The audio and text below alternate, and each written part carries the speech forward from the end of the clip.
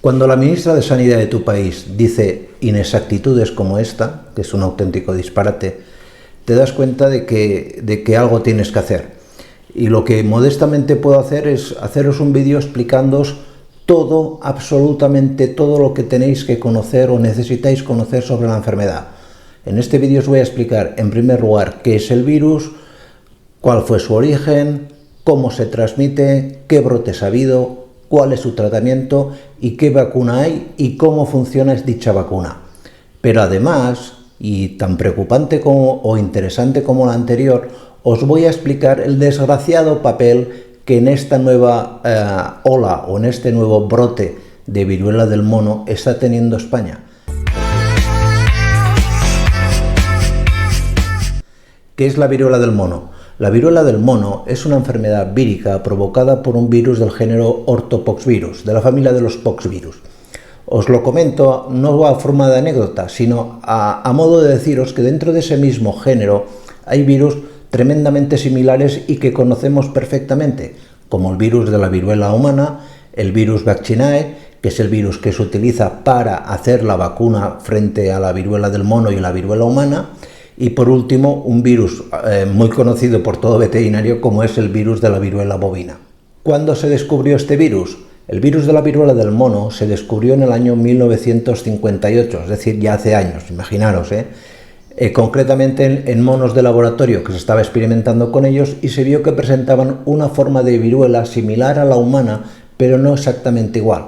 Luego a continuación os explicaré en qué se van a diferenciar los dos tipos de viruela. El primer caso de viruela del mono en humanos se dio en el año 1970 en la República Democrática del Congo y se dio básicamente no porque se fuese a buscar el virus en humanos, sino porque se estaba haciendo una campaña de erradicación de la viruela humana y se vio que algunos pacientes tenían pues una sintomatología algo distinta. Hasta la fecha, el 99,99% de los casos de viruela del mono estaban circunscritos al área centroafricana, países como Camerún, República del Congo, etcétera, etcétera, todos los países estos del África negra. Los casos que habían fuera de esa zona básicamente se debían a dos circunstancias: a personas que viajaban a estos países o bien a exportaciones de determinados animales. ¿Qué curiosidades además de estas os tengo que contar del virus? Os tengo que contar principalmente dos cosas. A día de hoy desconocemos cuál es el reservorio del virus, es decir, no sabemos qué animal exactamente es el que lleva el virus y va contaminando a los demás. La viruela se llama viruela del mono, pero el mono no es más que un padecedor más de la enfermedad, igual que el hombre o igual que el perrito de las praderas o otro tipo de animales, ¿vale? Se sospecha, como luego os comentaré en un caso que hubo ya hace unos años, que muy posiblemente sean roedores, pero no sabemos exactamente todavía qué especie de roedor es el portador de la enfermedad. Y también, muy importante, existen dos variedades del virus. Esto es algo que tampoco oiréis comentar mucho en la televisión. Existe la variedad centroafricana, que es la más grave, la que se transmite con mayor facilidad y que da un cuadro clínico más complicado, y luego está la forma africana occidental del virus. Esta forma africana es mucho más liviana y además se transmite con mucha menos facilidad, es más difícil de que se transmita. ¿Cómo se va a producir la transmisión de la viruela del mono?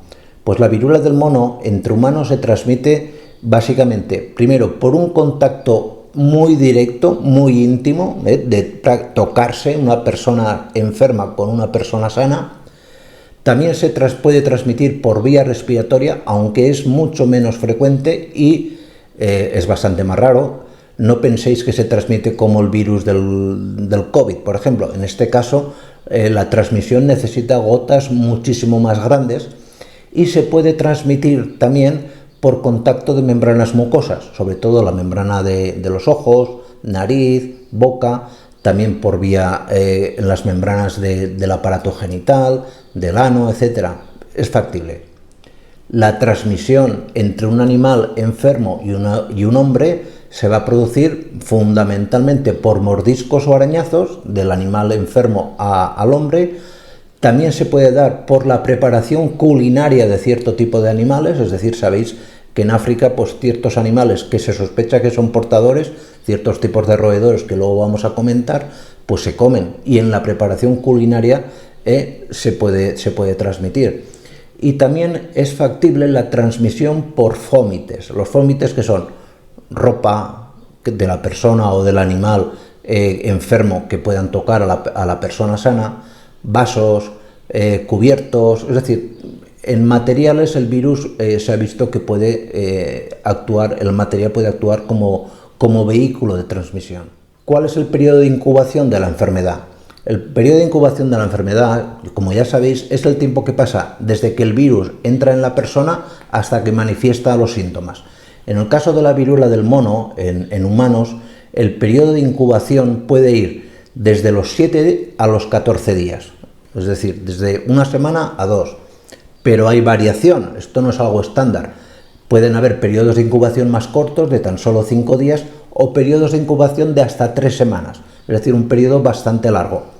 Lo interesante y lo bueno que tenemos en este caso es que durante este periodo de incubación la enfermedad, la persona que está incubando la enfermedad no transmite la enfermedad a nadie. Tras este periodo de incubación, las personas empiezan a tener una serie de síntomas, como son la fiebre, malestar general, dolor muscular, dolor de espalda, esto se queja mucho el paciente de que tiene dolor de espalda, y muy característico, en los primeros días de tener síntomas, lo que se llama linfoadenopatía. No es más que las personas que en los primeros días tienen la enfermedad, se les incrementan de tamaño los ganglios, sobre todo ganglios de la zona del cuello, de las axilas y de las ingles. Ojo, esta es la principal diferencia con el virus de la viruela humana, para diferenciar a nivel clínico un caso de viruela humana de un caso de viruela del mono en una persona. Nos tendremos que fijar que en los primeros días en la viruela humana no existe, por lo general, ese incremento de los ganglios linfáticos. En el caso de la viruela del mono, sí. Pasados entre 1 y 3 días de que la persona empieza a tener esos síntomas que os he comentado, pasamos a una segunda fase de síntomas, donde aparecen una especie como de manchas en la piel, manchas sobre las cuales se van formando poco a poco vesículas con líquido, en el interior de las cuales encontramos gran concentración de virus, vesículas que si se rompen liberan virus, están altamente concentradas en virus. Por lo general, pasadas 2-4 semanas de que la persona empieza a tener los primeros síntomas, en la mayoría de casos las personas se recuperan. ¿Qué ocurre? Que en África esto no es así. En África la mortalidad de esta enfermedad puede llegar hasta el 10%, en algunos casos se ha comentado que hasta el 20%. ¿Esto a qué es debido? Pues es debido básicamente a que, imaginaros una persona, un niño sobre todo, con muchas vesículas sobre su piel llenas de líquido con virus. Esas vesículas se rompen y se infectan. Y claro, en África no hay disposición fácil de antibióticos. Las mayorías de muertes que se van a dar van a estar ligadas a procesos infecciosos posteriores a la rotura de dichas vesículas.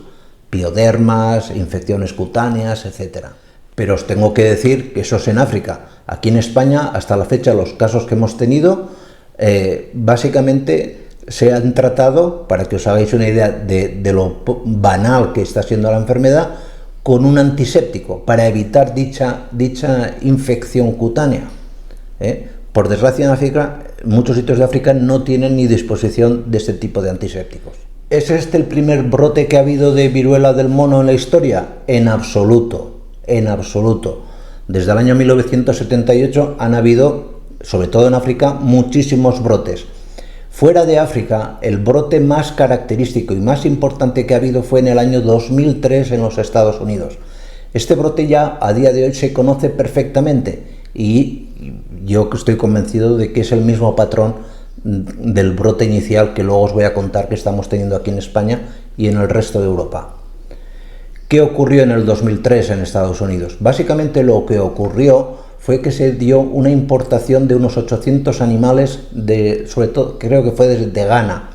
Llegaron a los Estados Unidos en containers y demás, pues una importación de, sobre todo, roedores, en rata de pelo largo, ciertos tipos de puercoespín, y no sabemos exactamente cuál, porque si no ya sabríamos cuál es la especie portadora del virus, llevaba el virus.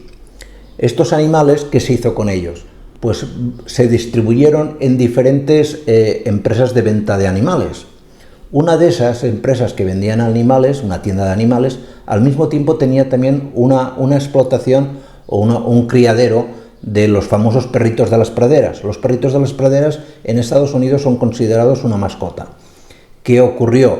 Que los perritos de las praderas se contaminaron del virus que les llegó a la tienda porque el propietario había comprado de esa partida de animales. Se contaminaron los perritos y esos perritos fueron comprados por propietarios y al morderles, arañarles y demás, les transmitió la enfermedad.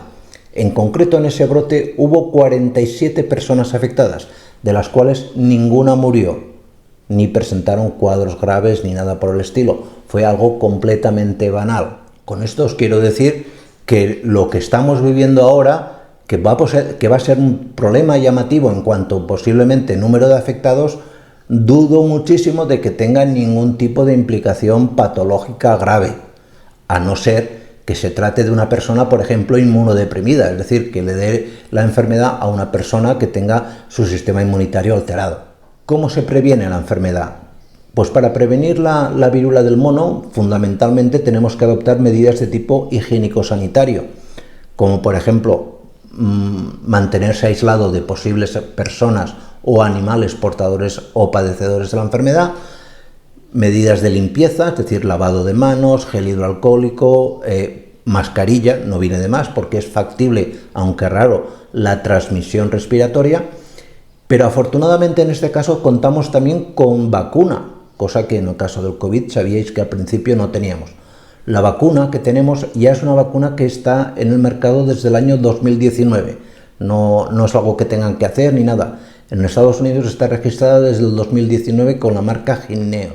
Esta vacuna es importante que conozcáis dos factores importantes en la vacuna. El primero es que está hecha con un virus vivo. Esto tiene un problema y es que son vacunas más reactógenas, es decir, en el prospecto de la vacuna que os adjudico aquí o que os pongo aquí en la descripción del vídeo aparte os pongo también los artículos de los que he sacado toda la información que os estoy comentando. Yo aquí no me estoy inventando nada, toda la información está aquí abajo, pero el prospecto también. En el propio prospecto se recoge que la aplicación, cuando se pincha, la aplicación es dolorosa, eso hay que decirlo, duele, es una vacuna dolorosa. Eso sería el principal problema, pero tiene una gran ventaja, y es que es una vacuna que llamamos terapéutica. Quiere decir esto que podemos vacunar a una persona en los primeros días que empieza a tener síntomas, que se nota mal, porque la vacuna va a hacer que la persona cure antes. El virus atenuado que se introduce está vivo, pero se ha conseguido que no se replique. Esto es muy importante, porque utiliza una cepa que se llama cepa Ankara de la variedad vaccinale, que es fantástica para esto. Es una muy buena cepa, la verdad. Pero el problema es que es una vacuna viva, y las vacunas vivas pues tienen sus hándicaps, ¿vale? ¿Y cómo se va a hacer el tratamiento? Pues el tratamiento fundamentalmente va a ser, y os lo explicaré ahora también en el caso que ha habido en España, primero antisépticos locales, es decir, lociones desinfectantes de piel. Esto ha sido hasta la fecha el único tratamiento que se haya dado prácticamente con los pacientes que hemos tenido en España. Evidentemente contamos también con la vacuna. Yo personalmente no veo que se tenga que vacunar a la gente a no ser que tengan o que manifiesten de entrada un cuadro grave. Lo veo innecesario. Esto es algo que es una herramienta que está ahí y que se puede utilizar.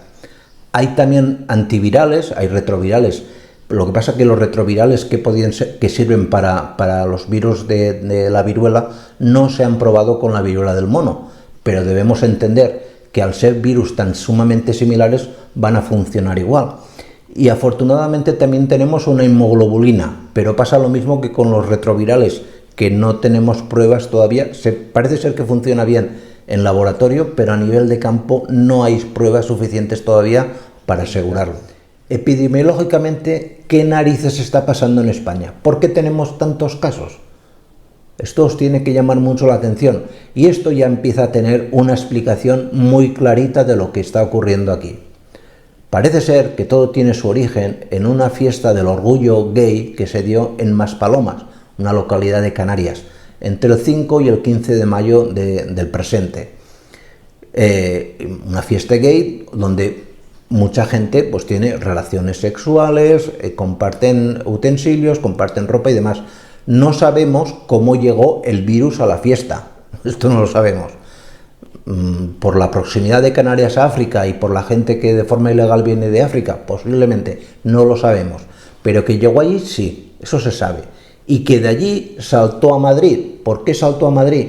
Porque personas que iban a esta fiesta eran usuarios habituales de un prostíbulo masculino, un prostíbulo al cual acudían, por lo visto, altos dirigentes políticos. Es algo que se está comentando y se dice. Y se dice ¿por qué? Porque la Comunidad de Madrid quiso cerrar este local en varias ocasiones y desde las altas esferas parece ser que no les permitieron cerrarlo. Yo no tengo más información, eso no lo puedo asegurar, pero es raro que un local tan insalubre, porque no reunía muy buenas condiciones de higiene y sanitarias, pues se mantuviese abierto. Pero con independencia de que hasta la fecha haya afectado la enfermedad más a personas homosexuales, no quiere decir que la enfermedad, porque hay gente, medios de comunicación sobre todo, que están asemejando el virus de la viruela del mono con el VIH, no tienen nada que ver. De hecho, ya están habiendo casos de mujeres también afectadas, que ni son homosexuales ni nada, que son heterosexuales. Por lo tanto, cuidado con los comentarios. Esto de decir que es una enfermedad que se da más en homosexuales es una casualidad de ahora. Pero tan estúpido sería decir que es una enfermedad de homosexuales en el 2022 como en el 2003 en Estados Unidos hubiera sido igual de estúpido de decir que es una enfermedad que solo afecta a los propietarios de perritos de las praderas. Como os comentaba, que el perrito de la pradera se había contaminado, mordía y arañaba y te podía pasar la enfermedad. Tan estúpido sería aquello como decir ahora mismo que la enfermedad se va a dar solamente en personas homosexuales. De cualquier manera, con independencia de todo, esto es un problema que nos tiene que ocupar y que preocupar, pero no alarmar. Pensar que las personas afectadas hasta la fecha, ninguna no son casos graves, evidentemente se han aislado y el único tratamiento que se les está dando son desinfectantes de piel. Es lo único para evitar infecciones secundarias y nada más. Pero es que además en la recámara tenemos desde el suero a retrovirales y sobre todo tenemos la vacuna, que no solamente sirve para prevenir, sino para tratar en las primeras fases la enfermedad. Hombre, no alarmemos a la población, no alarmemos, ¿vale? Pues bueno, espero que os haya sido de interés y sobre todo, y antes de irme, sabéis que recaudamos dinero para ayudar a asociaciones que recogen y cuidan animales. Y la mejor manera que nos puedes ayudar es, si tienes algún perrico o demás, comprar algún producto que nos han permitido Amazon poner en una tienda dentro de la plataforma. ¿De acuerdo? Pues hecha la propaganda, muchísimas gracias y nos vemos en los siguientes vídeos. Cuidaros mucho. Chao.